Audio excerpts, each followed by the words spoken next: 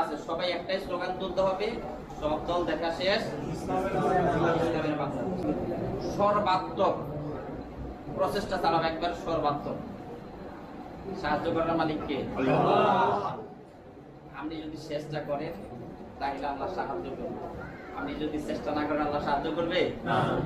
যে জাতি তার ভাগ্য পরিবর্তন করার জন্য চেষ্টা করেন না, ততক্ষণ পর্যন্ত আল্লাহ ওই জাতির ভাগ্য পরিবর্তন করেন না।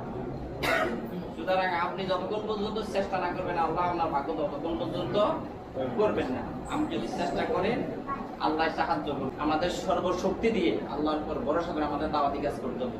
এখন ভয় পাওয়ার কিছু না ভাই, এখন আর ভয়ের দিন নেই, ঠিক আছে?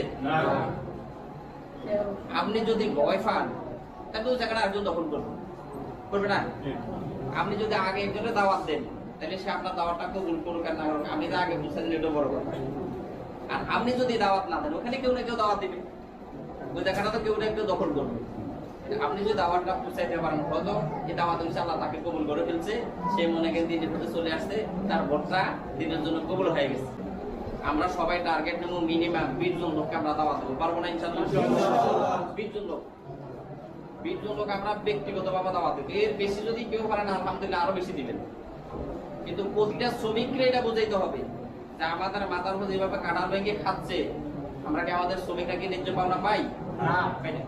ইসলামী সমাজনীতি বাস্তবায়ন না হলে কখনো আমরা আমাদের ন্যায্য পাওনা পাবো না। আমাকে এই দেশে ইসলাম প্রতিষ্ঠা করতে হবে, ইসলাম প্রতিষ্ঠা না করার পর্যন্ত ইসলামী সমাজনীতি বাস্তবায়িত হবে না।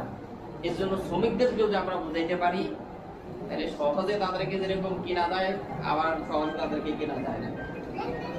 তাহলে আমরা চেষ্টা করব প্রতিটা শ্রমিকের কাছে আমাদের দাওয়াত গুলো আমরা যেন সঠিকভাবে উপস্থাপন করতে পারি আল্লাহর জন্য।